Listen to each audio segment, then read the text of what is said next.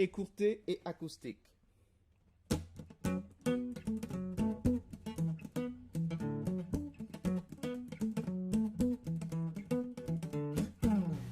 Here are 5 black women. Bell Hooks, Lima Boe, Lupita Nyong'o, Zinju Eartho Manwa, Micheline Thomas. Now, what do they all have in common? Assuming that you've read the title of this video, you probably think I'm going to say that they're amazing black feminists. And you will be correct, but wrong. What the topic of discussion is today is what black feminism does, has always done, and will always do to dismantle aesthetics, and through aesthetics, deconstruct and dismantle capitalism, patriarchy, white supremacy, religion, and all of these systems that are currently working on all of the media we consume and society as a whole.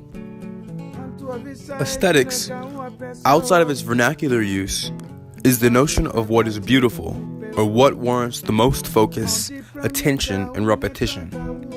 Not too scary, but when you combine these notions with systems like capitalism and religion, etc., the margin of things that warrant the most focus, the things that can be considered beautiful, becomes more rigid and more exclusive.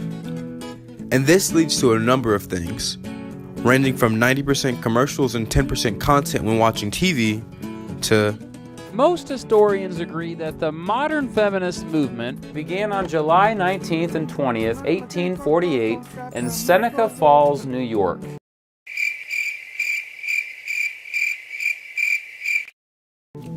Now that you understand the concept of aesthetics and how they interlock with many other systems, let's get back to the women from earlier.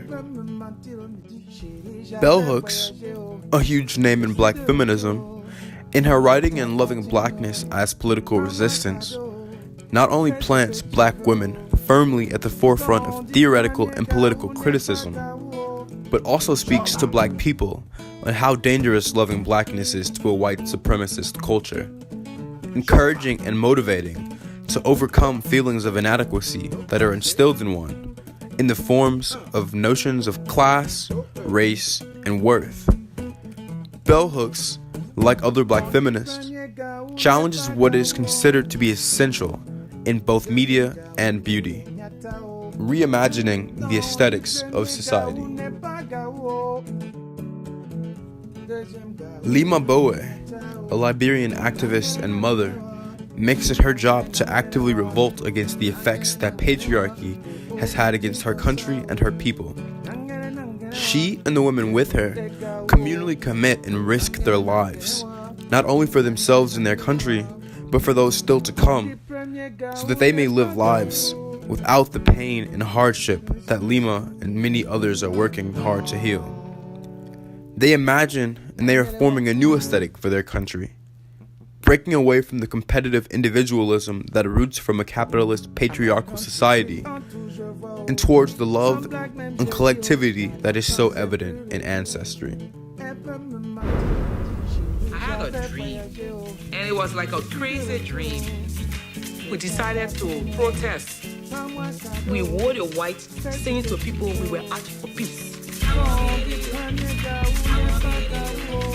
Thousands of women, Muslim and Christian, were coming together calling for peace. These women had seen the worst, but they still had that vibrance for life.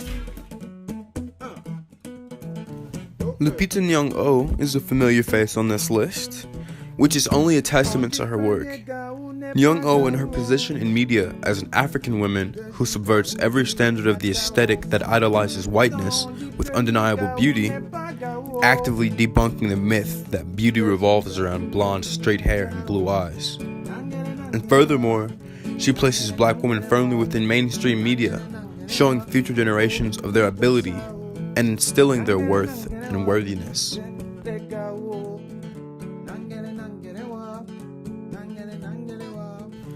Zenju Earthel Manuel, Buddhist and creator of the Black Angel cards, unpacks religion, denouncing frameworks that predetermine morality and hegemonize spirituality.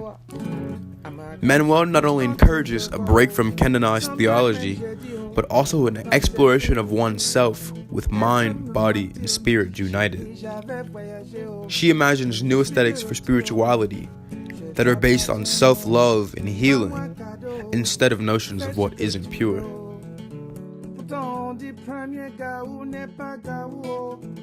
Hi, I'm Micheline Thomas. I'm here at the Smithsonian American Art Museum. I guess my appeal to craft materials is also another historical reference to women making art. Micheline Thomas, a queer artist and feminist, creates her own visual narrative of what love looks like, and shows in her color choices and content that art and beauty aren't connected with a thin line of heteronormativity.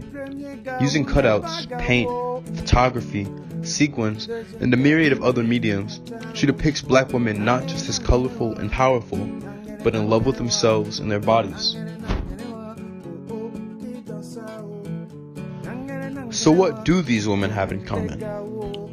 Yes, they are black women, black feminists, but it's more than that.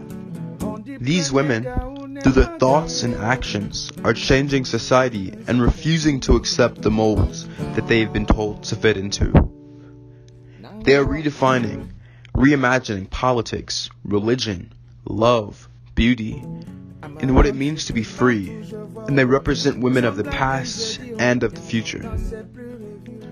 And though I emphasized and explored the work of these 5 women, I could have chosen any number of women stretching back for generations. These 5 aren't alone in the work they do as black feminists for the world and posterity, and they certainly aren't alone in the pursuit of resistance and revolution. Even if it's unknowing or unintentional, black feminisms permeate through every aspect of our lives, doing the important work to unpack and deconstruct, to inspire and ignite, and to shape history, because that's what black feminism inherently does and how it's been preserved for so long. The whole point is that it's not anyone's job to fix everything by themselves or compete with others in righteousness, but instead to follow the example of the women who have led us here with rebar arms and sun-filled hearts, to collectively build and secure a future for those to come.